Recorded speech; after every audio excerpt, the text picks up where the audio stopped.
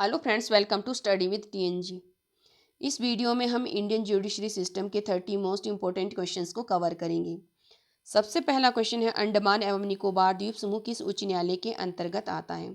तो अंडमान एवं निकोबार द्वीप समूह आता है कलकत्ता हाई कोर्ट के अंतर्गत। कलकत्ता हाई कोर्ट जो कि सबसे पुराना हाई कोर्ट है, जिसकी स्थापना की गई थी 1 जुलाई 1862 में 1862 में। 1862 में ही दो और हाई कोर्ट की स्थापना की गई थी। बॉम्बे हाई कोर्ट की स्थापना की गई थी 14 अगस्त 1862 में और मद्रास हाई कोर्ट की स्थापना की गई थी 15 अगस्त 1862 में। तो इनमें सबसे पुराना हाई कोर्ट है कलकत्ता हाई कोर्ट और अंडमान निकोबार द्वीप समूह इसी हाई कोर्ट के अंतर्गत आता है। नेक्स्ट है, उच्च न्यायालय का न्यायाधीश निम्न में से किसे अपना त्यागपत्र देता है? तो उच्च न्यायालय के न्यायाधीश के द्वारा अपना त्यागपत्र भेजा जाता है राष्ट्रपति को। राष्ट्रपति के द्वारा ही उच्च न्यायालय के न्यायाधीश की नियुक्ति की जाती है, जबकि शपथ दिलाई जाती है राज्यपाल के द्वारा।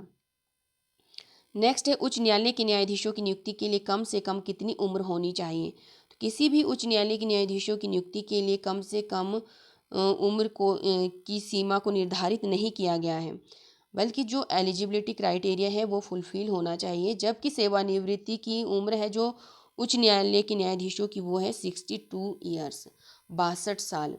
और अगर अभी 114वां जो संविधान संशोधन विधेयक पारित हो जाता है तो ये उम्र बढ़ाकर कर दी जाएगी 65, जो कि अभी तक सुप्रीम कोर्ट के न्यायाधीशों की सेवानिवृत्ति की उम्र है 65 ईयर। नेक्स्ट है, निम्नलिखित में से कौन भारत के संविधान का अभिरक्षक है, कस्टोडियन है? तो भारत का संविधान कस्टोडियन ऑफ इंडियन कॉन्स्टिट्यूशन कहा जाता है भारत के उच्चतम न्यायालय को, अपेक्स कोर्ट को, सुप्रीम कोर्ट को। नेक्स्ट है, केंद्र और राज्यों के बीच होने वाले विवादों का निर्णय करने की भारत के उच्चतम न्यायालयों की शक्ति किसके अंतर्गत आती है? अगर केंद्र सरकार और राज्यों के बीच में विवाद हो जाता है तो उस पर जो निर्णय लेने की शक्ति है वो उच्चतम न्यायालय के मूल अधिकारिता के अंतर्गत आती है। भारत के उच्चतम न्यायालयों के न्यायाधीशों की संख्या में वृद्धि करने की शक्ति किसमें निहित है? भारत का जो सर्वोच्च न्यायालय है, सुप्रीम कोर्ट है, उसमें जो न्यायाधीशों की संख्या में अगर वृद्धि करने की शक्ति निहित है संसद के पास। इसका राइट आंसर हो जाएगा संसद। नेक्स्ट है, मूल संविधान में सर्वोच्च न्यायालय के लिए कितने न्यायाधीशों की व्यवस्था की गई थी, मुख्य न्यायाधीश समेत? इसमें पूछा गया है मुख्य न्यायाधीश के समेत। जो मूल संविधान था जो 26 जनवरी 1950 को लागू किया गया था, तो उस समय जो सर्वोच्च न्यायालय में न्यायाधीशों की व्यवस्था की थी 8 न्यायाधीशों की, और वर्तमान में कितनी है? 34, जिनमें से एक मुख्य न्यायाधीश और 33 न्यायाधीश होते हैं।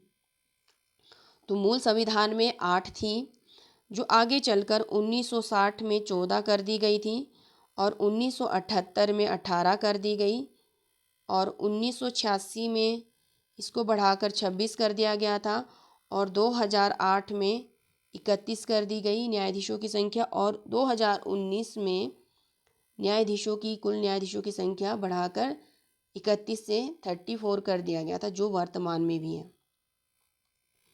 किस अनुच्छेद के अनुसार सर्वोच्च न्यायालय का प्रधान कार्यालय दिल्ली में है? तो आर्टिकल 130 के अनुसार जो सर्वोच्च न्यायालय है उसका जो प्रधान कार्यालय है, हेडक्वार्टर है, वो दिल्ली में है।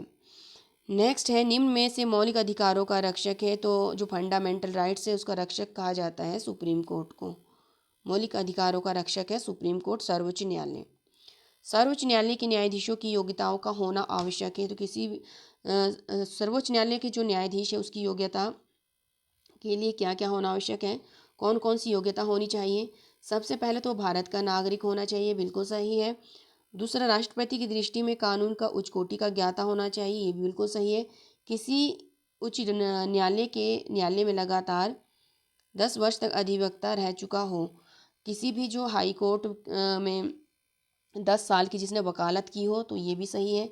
इसके अलावा अगर किसी भी उच्च न्यायालय में हाई कोर्ट में 5 साल तक न्यायाधीश रहा हो तो भी वह योग्य होता है सर्वोच्च न्यायालय के न्यायाधीश के लिए। तो इसमें राइट आंसर हो जाएगा उपरोक्त सभी। भारत सरकार को कानूनी विषयों पर परामर्श देता है कौन? अटॉर्नी जनरल, जिसको महान्यायवादी कहा जाता है। अटॉर्नी जनरल के द्वारा ही भारत सरकार को कानूनी विषयों में परामर्श दिया जाता है। और वर्तमान में जो अटॉर्नी जनरल हैं वो कौन है, 15वें नंबर के हैं, 15th नंबर के हैं, वो है के वेणुगोपाल। नेक्स्ट है, जब भारतीय न्यायिक पद्धति में लोकहित मुकदमा PIL लाया गया तब भारत के मुख्य न्यायाधीश या न्यायमूर्ति कौन थे, तो उस समय थे PN Bhagwati. Public interest litigation को जब लाया गया था, तो पब्लिक इंटरेस्ट लिटिगेशन में क्या था कि जो भारतीय कानून है उसमें जो सार्वजनिक हित की रक्षा के लिए जो मुकदमे का प्रावधान किया गया, तो उसको कहा गया जाता है जनहित याचिका या पब्लिक इंटरेस्ट लिटिगेशन। इसमें ये जरूरी नहीं होता है कि जो पीड़ित व्यक्ति है वही याचिका दर्ज करे या पिटीशन डालें, तो इसमें कोई भी नागरिक पीड़ित के लिए या पीड़ित के द्वारा याचिका दर्ज की जाती है, तो उसको कहा जाता है PIL, पब्लिक इंटरेस्ट लिटिगेशन। तो उस समय जब इसको लाया गया था उस समय न्यायमूर्ति थे PN भगवती। निम्न में से कौन सा सुमेलित नहीं है, तो इसमें से सुमेलित नहीं है, कलकत्ता उच्च न्यायालय का गठन हुआ था 1 जुलाई, हम पढ़ चुके हैं 1 जुलाई 1862 में, सॉरी 1862 में, 1862 में, तो ये गलत है यहाँ पे ऑप्शन। केरल उच्च न्यायालय का गठन, ये वाला भी ऑप्शन गलत है यहाँ पे, तो केरल उच्च न्यायालय का गठन हुआ था 1856 में। और गुजरात उच्च न्यायालय का गठन 1960 में हुआ था, ये सही है। राजस्थान उच्च न्यायालय का गठन 1949 में हुआ था, तो ये भी सही है। जबकि कलकत्ता का हुआ था 1862 में और केरला हाई कोर्ट का हुआ था 1956 में। नेक्स्ट है, निम्न में से कौन सा कथन सत्य नहीं है, तो इनमें से कौन सा सत्य नहीं है। सबसे पहला देखते हैं, भारत में उच्च न्यायालय नामक संस्था का गठन सबसे पहले 1862 में हुआ था, तो 1862 में सबसे पहले कलकत्ता, बॉम्बे और मद्रास 3 हाई कोर्ट बने थे। सही है। संविधान के भाग 6 में अनुच्छेद 214 से लेकर 231 तक उच्च न्यायालयों के गठन और शक्तियों की बात की गई है, ये भी बिल्कुल सही है। केवल दिल्ली ऐसा संघ शासित राज्य है जिसका अपना उच्च न्यायालय है, तो ये पुराना क्वेश्चन है, तो यहाँ पे अब केवल दिल्ली नहीं होगा। जो जम्मू कश्मीर है वो भी इस समय एक संघ शासित राज्य है, तो जम्मू कश्मीर का भी अपना हाई कोर्ट है। तो दिल्ली और जो जम्मू एंड कश्मीर है, तो 2 ऐसे संघ शासित राज्य हैं जिनका अपना उच्च न्यायालय है। नेक्स्ट है, उच्च न्यायालय में न्यायाधीशों की संख्या का निर्धारण संसद करती है, तो जो सुप्रीम कोर्ट के न्यायाधीशों की संख्या का निर्धारण किया जाता है संसद के द्वारा। तो यहाँ पे उच्च न्यायालय के न्यायाधीशों की संख्या का नहीं, तो यहाँ पे C और D कथन सत्य नहीं होंगे। फिर नेक्स्ट है, सर्वोच्च न्यायालय के प्रथम मुख्य न्यायाधीश कौन थे, तो सर्वोच्च न्यायालय जब बना था तो उस समय जो हीरालाल जे कानिया पहले मुख्य न्यायाधीश बने थे 1950 में, और इस समय वर्तमान में कौन है, वो है NV रमन। 48वें नंबर के हैं, 48वें नंबर के हैं NV रमन, और सबसे पहले कौन थे, हीरालाल जे कानिया। नेक्स्ट है, सर्वोच्च न्यायालय के मुख्य न्यायाधीश के पद पर सर्वाधिक लंबी अवधि तक कौन पदस्थ रहे थे, तो सर्वोच्च न्यायालय के मुख्य न्यायाधीश के सबसे पद पर सबसे लंबी अवधि तक सबसे लंबा जो टेन्योर रहा है वो रहा है YV चंद्रचूड़ का। YV चंद्रचूड़ का 1978 से लेकर 1985 तक ये सुप्रीम कोर्ट के मुख्य न्यायाधीश रहे हैं। लगभग इन्होंने 7 साल तक ये मुख्य न्यायाधीश रहे थे, और ये 16th नंबर के थे। YV चंद्रचूड़ 16वें नंबर के ये मुख्य न्यायाधीश थे। नेक्स्ट है, सर्वोच्च न्यायालय के मुख्य न्यायाधीश के पद पर सबसे कम समय तक आसीन रहे, तो सबसे कम समय का जो टेन्योर है वो है कमल नारायण सिंह का, और ये सिर्फ 17 दिन के तक मुख्य न्यायाधीश रहे थे। 25 नवंबर 1991 से लेकर 12 दिसंबर 1991 तक रहे थे ये, और ये 22वें नंबर के थे। कमल नारायण सिंह 22वें नंबर के मुख्य न्यायाधीश थे, जो सिर्फ 17 दिन के लिए मुख्य न्यायाधीश रहे थे। नेक्स्ट है, सर्वोच्च न्यायालय के किस मुख्य न्यायाधीश ने 20 जुलाई 1969 से 14 अगस्त 1969 तक कार्यकारी राष्ट्रपति के रूप में कार्य किया, तो राष्ट्रपति के रूप में कार्य करने वाले एकमात्र मुख्य न्यायाधीश हैं MH हिदायतुल्ला। MH हिदायतुल्ला। जो तीसरे राष्ट्रपति थे, जो प्रेसिडेंट थे डॉक्टर जाकिर हुसैन, उनकी जो आकस्मिक मृत्यु हो गई थी, तो उसके बाद आकस्मिक मृत्यु होने के कारण जो पद खाली रहा था, और जो उपराष्ट्रपति थे उस समय वीवी गिरी, तो उन्होंने भी इस्तीफा दे दिया था राष्ट्रपति का जो चुनाव होना था उसमें भाग लेने के लिए। तो राष्ट्रपति और उपराष्ट्रपति दोनों का पद खाली था। तो जो उस समय कार्यकारी राष्ट्रपति का जो कार्यभार संभाला था वो संभाला था उस समय के जो मुख्य न्यायाधीश थे एच.एम. हिदायतुल्ला के द्वारा। फिर नेक्स्ट है वर्ष 1973 में सर्वोच्च न्यायालय के किस मुख्य न्यायाधीश की नियुक्ति के समय प्रथागत वरिष्ठता के सिद्धांत को पहली बार त्यागा गया था। 1973 तक क्या होता था कि जो मुख्य न्यायाधीश है सर्वोच्च न्यायालय के, सुप्रीम कोर्ट के, उनको वरिष्ठता के सीनियरिटी के हिसाब से मुख्य न्यायाधीश बनाया जाता। तो पहली बार यहाँ पे इस वरिष्ठता के सिद्धांत को त्यागा गया था और A.N. रे को मुख्य न्यायाधीश बनाया गया था सुप्रीम कोर्ट का। निम्न में से उच्चतम न्यायालय की सबसे पहली महिला न्यायाधीश कौन थी? तो उच्चतम सुप्रीम कोर्ट की जो पहली महिला न्यायाधीश बनी थी, पहली जज बनी थी, वो थी फातिमा बीवी। और अभी तक उच्चतम न्यायालय की कोई भी मुख्य न्यायाधीश महिला नहीं बनी है। जबकि जो पहली किसी हाई कोर्ट की उच्च न्यायालय की पहली मुख्य न्यायाधीश बनी है लीला सेठ, जो कि हिमाचल हाई कोर्ट की बनी थी। फिर नेक्स्ट है संविधान की व्याख्या करने के का अंतिम अधिकार किसे प्राप्त है? तो संविधान की व्याख्या करने का अंतिम अधिकार प्राप्त होता है सुप्रीम कोर्ट को। सुप्रीम कोर्ट की जो संविधान पीठ होती है उसको।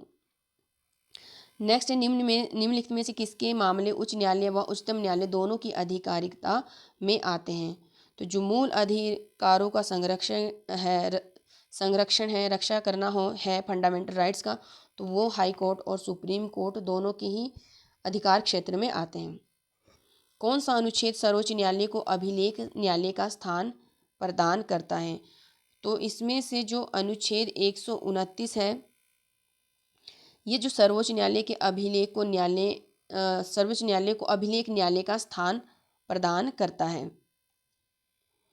नेक्स्ट है जब राष्ट्रपति एवं उपराष्ट्रपति का पद खाली हो तो भारत के राष्ट्रपति के पद पर कौन होता है? अगर तो यहाँ पे जैसे कि अभी हिदायतुल्ला के द्वारा जाकिर हुसैन की मृत्यु के बाद और वीवी गिरी के इस्तीफा देने के बाद पद को संभाला गया था, तो यहाँ पे वही क्वेश्चन है। यहाँ पे राष्ट्रपति अगर उपराष्ट्रपति दोनों का पद खाली होता है तो राष्ट्रपति का पद संभाला जाता है भारत के मुख्य न्यायाधीश के द्वारा। सर्वोच्च न्यायालय के न्यायाधीश भारत के राष्ट्रपति द्वारा हटाए जाते हैं। तो इसके लिए महाभियोग के द्वारा, इम्पीचमेंट के द्वारा सर्वोच्च न्यायालय के न्यायाधीशों को हटाया जाता है, जो कि 2/3 स्पेशल मेजॉरिटी के साथ महाभियोग चलाया जाता है। सर्वोच्च न्यायालय के न्यायाधीश की सेवानिवृत्ति की आयु कितनी होती है? तो जो सुप्रीम कोर्ट है उसमें जो न्यायाधीश होते हैं जो उनकी सेवानिवृत्ति की आयु होती है 65 ईयर। और अगर उच्च न्यायालय के न्यायाधीशों की सेवानिवृत्ति की आयु की बात की जाए तो वो होती है 62 ईयर्स, 62 साल। सर्वोच्च न्यायालय के जजों का वेतन किससे आहरित होता है? तो जो सर्वोच्च न्यायालय के जजों का वेतन दिया जाता है संचित निधि से। भारत के संविधान के किस अनुच्छेद में सर्वोच्च न्यायालय के मुख्य न्यायाधीश व अन्य न्यायाधीशों की नियुक्ति का प्रावधान है? तो मुख्य न्यायाधीश और अन्य न्यायाधीशों की नियुक्ति का प्रावधान है आर्टिकल 124 में। सर्वोच्च न्यायालय के न्यायाधीशों का वेतन कब कम किया जा सकता है? तो वेतन कम किया जाता है जब अनुच्छेद 360 के अंतर्गत राष्ट्रपति द्वारा जब वित्तीय आपातकाल, तो यहाँ पे 360 के अंतर्गत वित्तीय आपातकाल की अगर घोषणा की जाए, अभी तक भारत में एक बार भी वित्तीय आपातकाल नहीं लगाया गया है। जबकि अगर आर्टिकल 362 की बात की जाए तो इसमें क्या होता है, इसके अंतर्गत नेशनल इमरजेंसी लगाई जाती है, जो कि अभी तक राष्ट्रीय आपातकाल लगाया गया है 1962 में भारत चाइना वॉर के समय, 1971 में और 1975 में। 1971 में भारत पाक युद्ध हुआ था, 1962 में भारत चाइना युद्ध हुआ था और 1975 में आंतरिक अशांति के कारण ये लगाया गया था। और 1956 के अंतर्गत राष्ट्रपति शासन लागू किया जाता है, जो कि कई बार लगाया जा चुका है और जो कि अभी भी वर्तमान में जम्मू एंड कश्मीर में लागू है। तो नेक्स्ट है सर्वोच्च न्यायालय के न्यायाधीशों के लिए निम्नलिखित में से एक सही योग्यता क्या है? सबसे पहला देखते कम से कम 15 वर्षों तक किसी न्यायालय में वकालत ये भी सही नहीं है। 10 वर्षों तक किसी उच्च न्यायालय का न्यायाधीश, तो इसमें है अगर सर्वोच्च न्यायालय के न्यायाधीशों की निम्नलिखित में से एक सही योग्यता है, कम से कम 5 वर्षों तक किसी उच्च न्यायालय का न्यायाधीश, या फिर 10 वर्षों तक किसी उच्च न्यायालय में वकालत की होनी चाहिए, तो वो योग्य होता है सर्वोच्च न्यायालय के न्यायाधीश के लिए। तो इसका राइट आंसर हो जाएगा ऑप्शन सी। इसके अलावा अगर बात की जाए हिमाचल हाई कोर्ट की, तो हिमाचल हाई कोर्ट की स्थापना की गई थी 25 जनवरी 1971 में, और जो पहले जो मुख्य न्यायाधीश बने थे उच्च न्यायालय के हिमाचल हाई कोर्ट के, तो वो थे मिर्ज़ा हबीबुल्ला बेग, और जो अभी वर्तमान में है वो है मोहम्मद रफ़ीक। और कांगड़ा के हिमाचल के मेहर चंद महाजन, जो कि भारत के जो सुप्रीम कोर्ट के तीसरे मुख्य न्यायाधीश बनने वाले हिमाचली थे, मेहर चंद महाजन। और लीला सेठ किसी भी जो हाई कोर्ट है, उच्च न्यायालय है, उसकी मुख्य न्यायाधीश बनने वाली पहली महिला है, जो कि हिमाचल हाई कोर्ट की पहली महिला और किसी भी भारत के किसी भी हाई कोर्ट की पहली महिला मुख्य न्यायाधीश बनी थी 1991 में, लीला सेठ। तो ये थे कुछ इंडियन जुडिशरी सिस्टम के क्वेश्चंस। अगर आपको मेरी वीडियो हेल्पफुल लगी हो तो प्लीज़ वीडियो को लाइक और शेयर करें और चैनल को सब्सक्राइब करना ना भूलें। Thanks for watching.